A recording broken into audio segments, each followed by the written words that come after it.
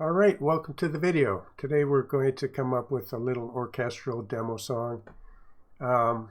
Let's change it from my original kind of default song setup we have here. Make a couple of changes. We could say that we're going to have one verse. We're going to copy and paste it. So we have the intro, and that can be any generic chord right now. These middle chords are the important ones. The ending chord, yeah, that's important, but the main thing is we want to look at this verse, and we want to say that we're going to have maybe an extra chord in there. Hold down the Alt key. So we split that up. We can select our chords, and we can right-click instead of using the dice. This time we can right-click. And we can say we want to keep that rhythm. I create a little custom rhythm there, chord change certain lengths. And we can say, no, I don't want it to allow I want more unique chords in there. And you can set this up the way you want. Then you can hit generate, and it'll give us a progression. I'm going to change a couple of these chords, or you can hit regenerate. So it starts with an A minor, F, D minor, G, F, and to a G7. And hey, let's go with that for today. Quick little idea. Let's zoom out. We have our verse, and there is a way to rename the top part and the line part. You just have to go into settings and go to the top, inside miscellaneous. And there towards the bottom of the editing is naming parts and lines. Normally it's auto. Switch it to manual, and you'll be able to name any part of your arranger track here. Let's copy this that we just created using this button. So now we have a secondary part which we can quickly recolor and rename. And it'll be verse B. So we got the naming and the parts set up. And once we generate our chords, we'll decide if we want, of course, verse B to be different than verse A. So we're set up here. Let's zoom in to get advantage of all this real estate. Now we can say, well, let's generate some chords. Select the chord track, which I've hooked up, connected to some nice strings. A legato or sustain articulation will work well. And if we got this button on and we do blue, we can just go in and hold down Shift, hit H, and it will give us triads across all the measures here. And we zoom into those, and it's one big phrase, and its register is C4 to C5, and that should be fine for our chords. We might say that there's a lot of jumping of the chords right now. We can quickly listen to it. I'll move the playhead up.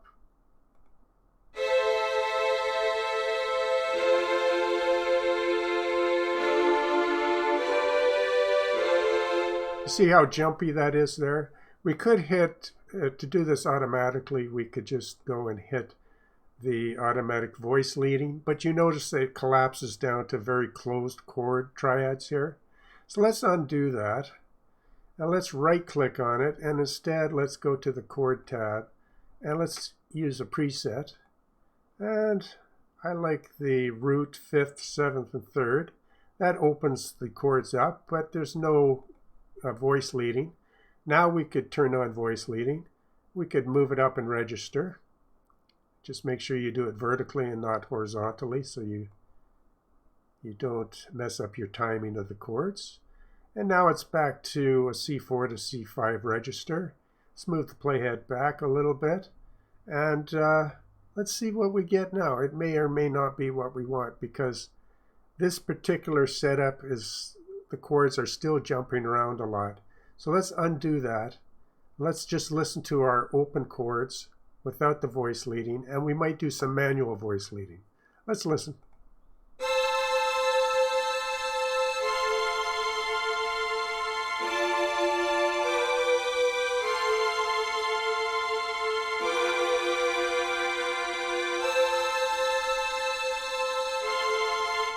So it's a bit high, so I'm going to take it down and register. Make sure I got that in the right spot. And now let's listen again. It should be not so high.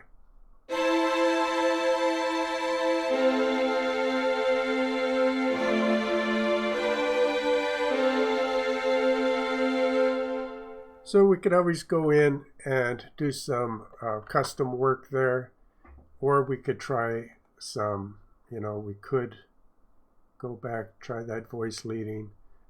But I think the way I would do it, if I was going to spend some time on this, I would go and make sure I could go in there and edit. And you could also use the custom voice leading, if I can just click that correct, oops, this bar here. And yeah, if I haven't mentioned it in a while, this way you can set up different voice leadings and customizations, and you can kind of see where you can voice lead some things a little better from one note into the other. It's all about spending time if you want to do something like that. And we might, and you want to make sure though, you notice it hasn't changed down here because this is currently set and you want it to use master track voicing. And so now that's changed to reflect the changes I made in the chord, the master track. So you got to make sure if you're using the master track voice leading, make sure that it's set up to use master track voicing. Make sense? So we've just experimented a little bit. I'm going to zoom this up and we don't need that on, but that's a nice tool to have. But you can see it's added these extra voices in here. And we can also go back to use that. But I'm thinking, let's give this a listen.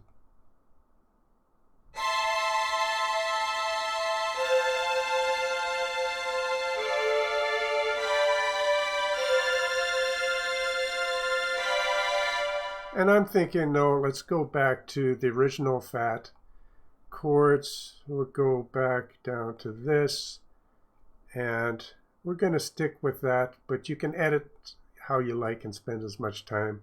One thing that you can do that's a nice trick is if I zoom back out to the entire thing here like this, you can see that this is one big phrase for all these chords.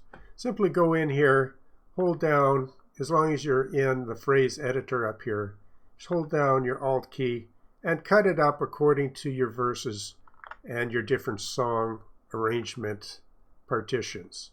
And that way, you can customize every separate verse, ending, and beginning separately with different voicings. So you could have a copy like we did here of verse A to verse B, but in this verse, I could say, no, I want this to use the first inversion or third inversion, let's say first inversion. And that way you can quickly get some different edits to your chords and drag it down a little bit. And you can see the notes always constantly updating according to your chord track. So I'm going to just make that chord track a little bigger again.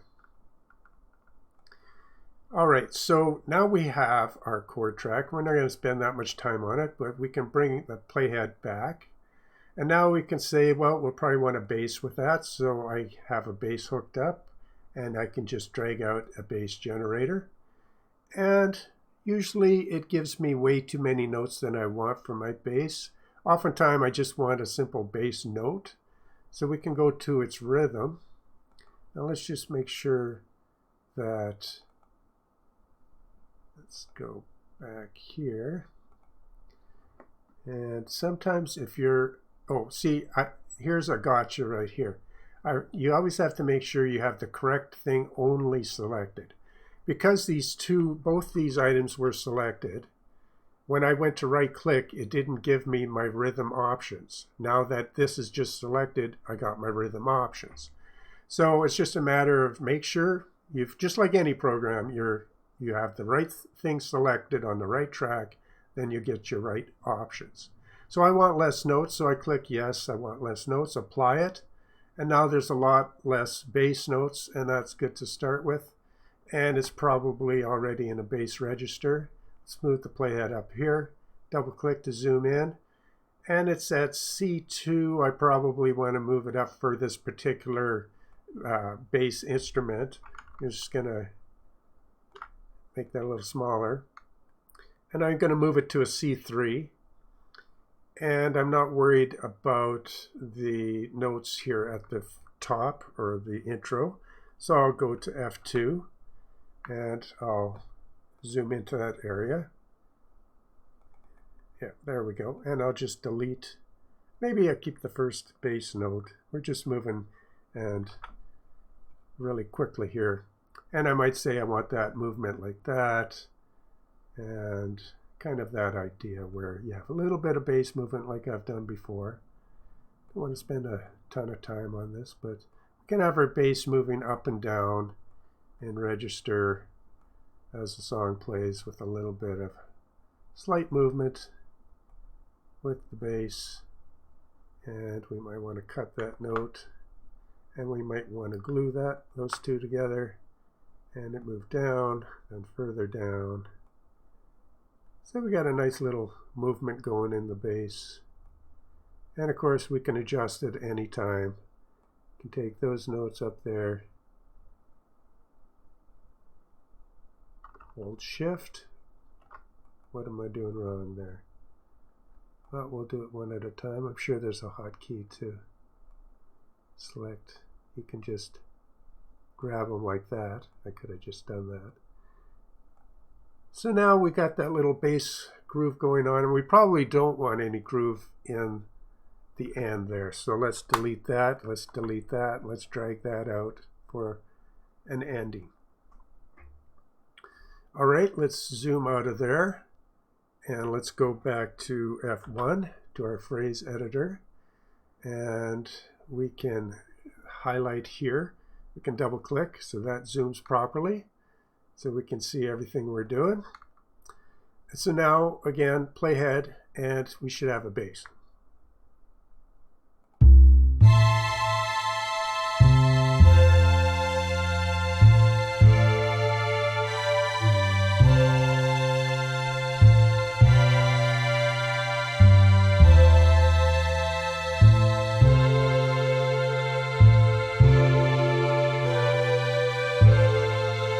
So I would want to change that.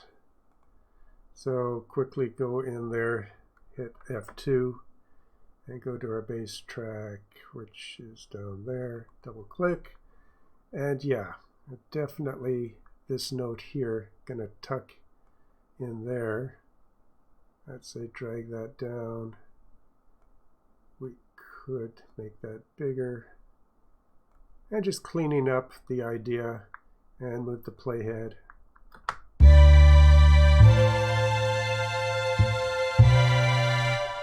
And I think that I might go something like there.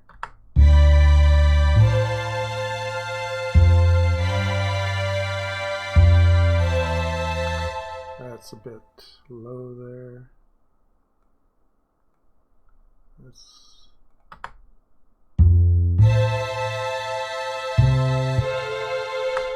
high for the instrument. Just making sure we're playing the instrument in the right register.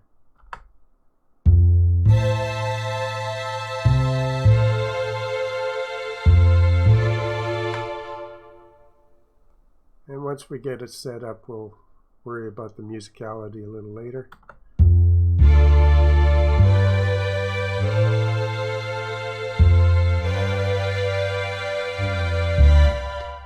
So yeah, we don't probably want to end about there. So it's an upright bass, a U-jam bass, so it's got a very specific register. Let's zoom out of there. Let's go back to F1. And now let's add some nice chordal rhythm. We'll bring the playhead back, and we'll use an ARP to the chordal rhythm track. And that populates, and we can say that maybe we want it to start maybe on that measure. So Alt-click, we can take select off and then back on, and we could just make this a little bigger. So, and then we can say no, mute the first part. And now let's start the playhead and listen for that.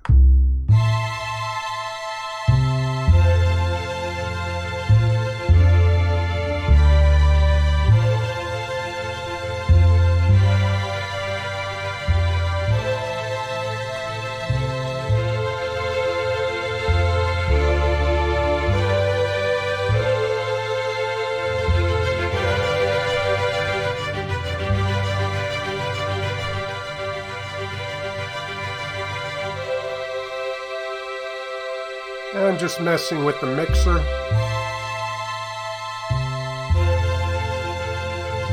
So musically, this is kind of all over the place, but I just want to show you how you can technically do things, and then you can worry about the musicality and, you know, making sure the right rhythms, the right chords and that.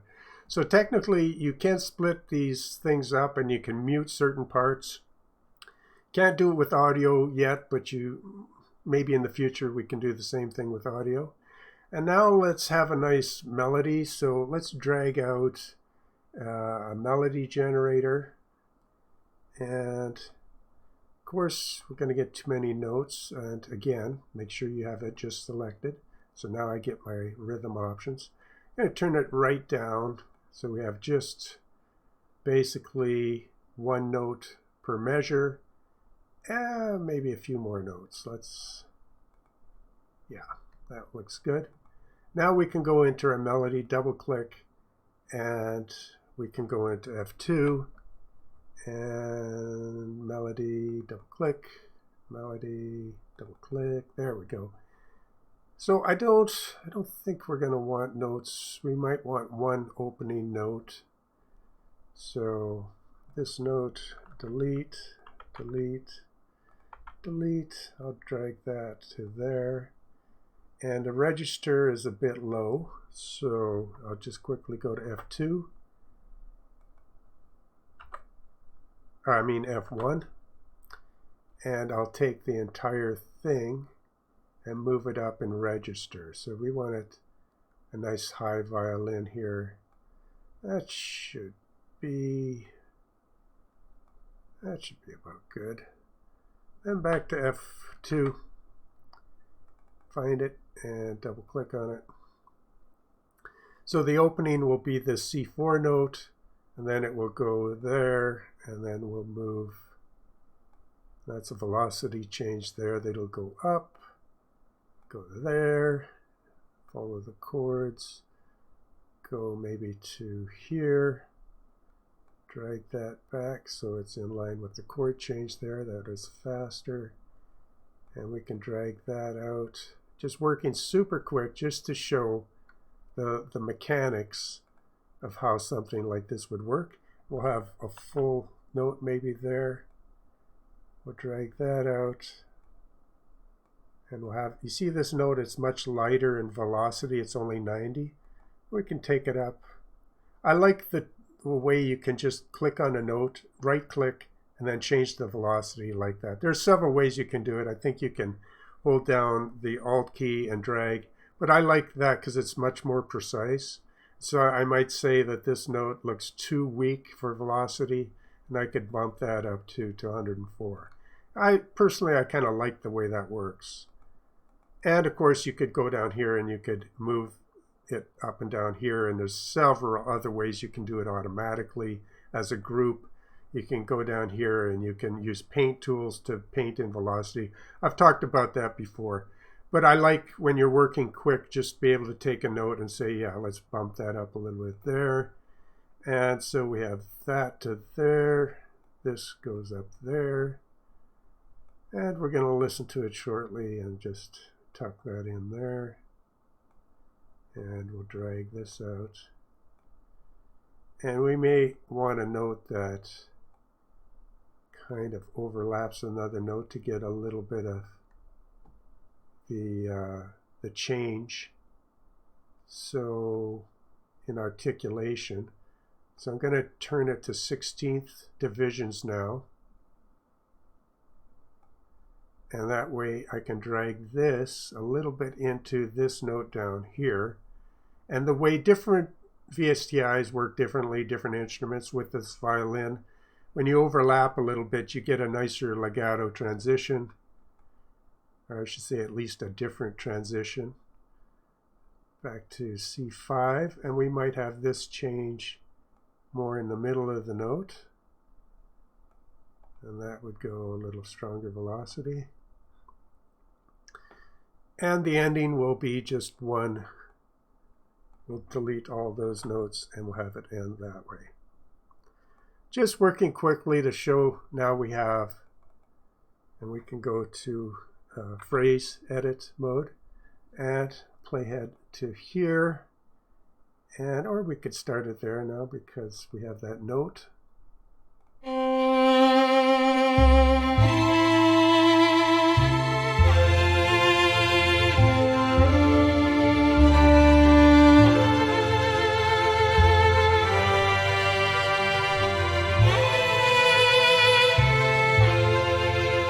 You know, and I'm not too happy with the edits I made to these chords.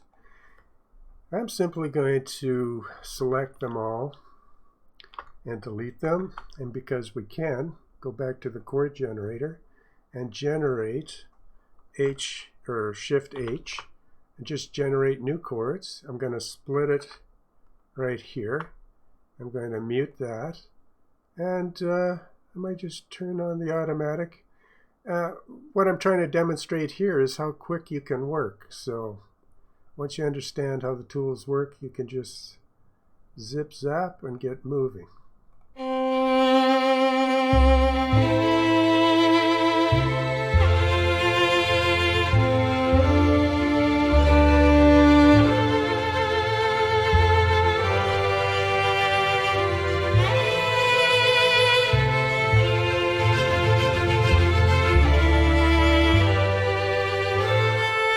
Now, of course, this chordal rhythm isn't working with it, but you can see how you could add some nice rhythm if you wanted. And you could make that, instead of it being kind of an ARP, let's delete the ARP.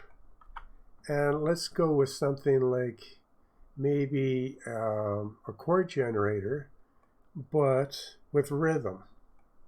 So now we have rhythm in our chords. And let's just listen to that. It's all about experimenting and trying.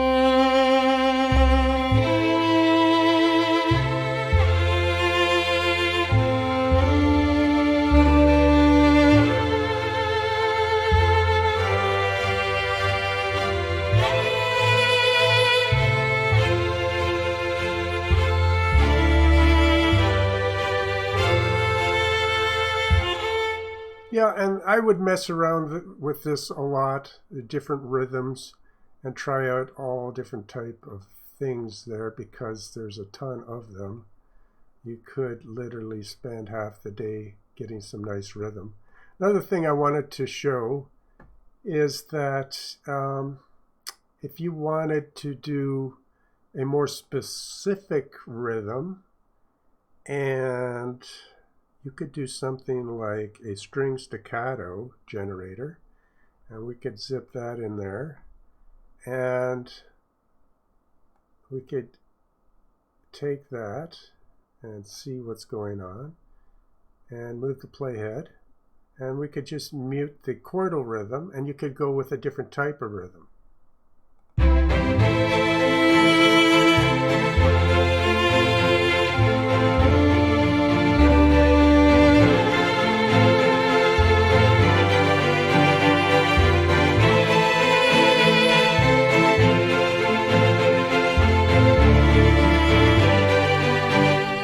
Now you can see that this is a more fun, playful rhythm, but there's a lot of notes here. We can select, make sure you just select that one item, so we'll deselect everything.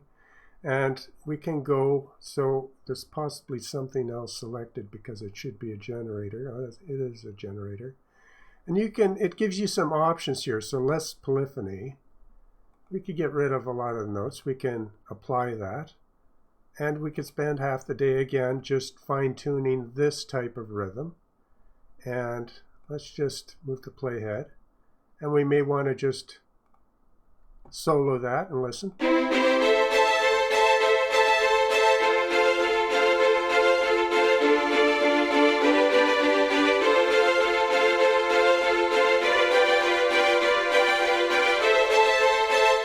And then you may decide if you want that melody or not. So you can add the melody back in if you want, or you can have it come in at a certain point.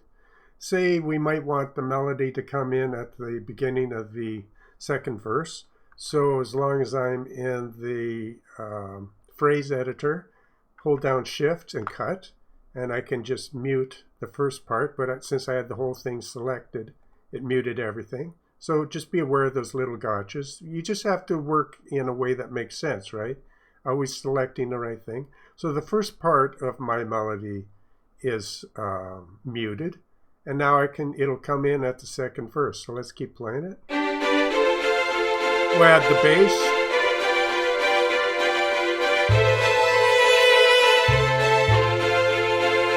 We'll turn down the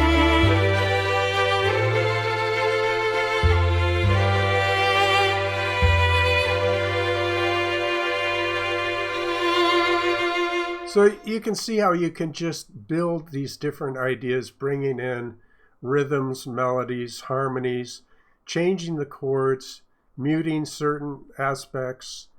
And, once you learn the technical parts of this program, and this isn't meant to show some beautiful string orchestral masterpiece. It takes time, but you have the tools to do it and to help you move quicker. The point of this video is to show you how to set up and work so that you can take advantage of these tools, drag in ideas, edit them, mute, try different endless ideas. Use the tools to change the chords. If you don't like these chords now, it's no problem. You don't have to rewrite all the music. It will do it for you. So you can select and then shift select, and then just instantly you have a different idea, right?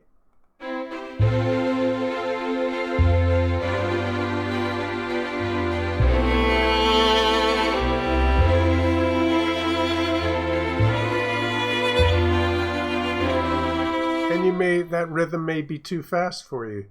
So you might just regenerate and even take out more notes, customize the notes. Really kind of endless how you work. You may want to switch it to a minor and, continue to work that way and regenerate. So I switched to a minor. Now I shift and regenerate. And now we have it more of a minor idea. Let's just get it playhead correct.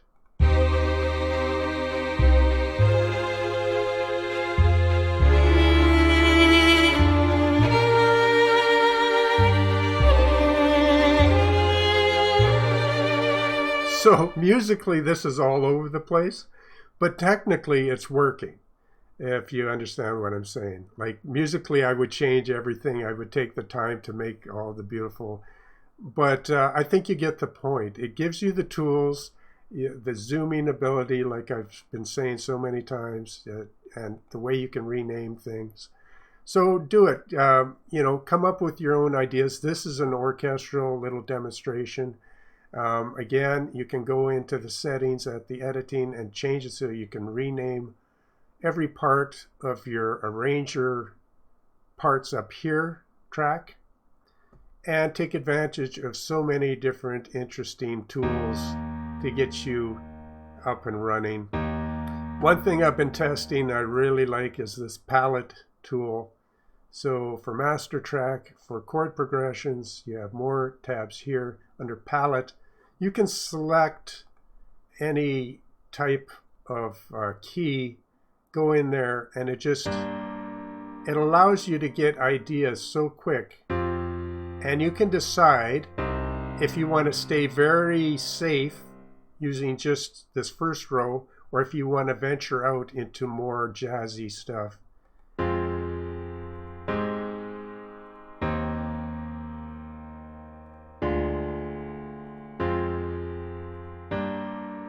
And I'm finding this really a great tool. And if I learn more about it, if I can get more information on it, you can set up how deep you want to go in ideas. You can set up if you want the G to reference an F, and so it gives you the options of how to reference the F while you're still in G. I think this is very musical, and the possibilities here are really interesting. Every time I play something, my ears just say, yeah, that is a good progression. And so you can go as safe or as way out there as you want.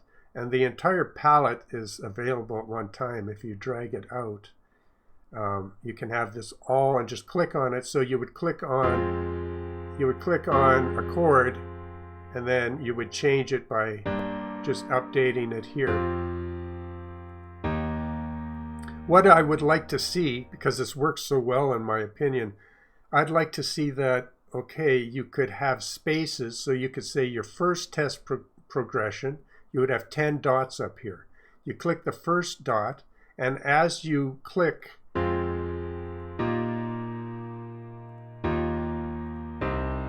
that would make a progression and your first dot would fill up. And then you could come up with a different idea. And is, 10, 20 different chords, and that second dot would fill up. And then when you have 10 different ideas, you just click to populate. There'd be a second button under that row of 10 buttons, and it would just say populate your timeline.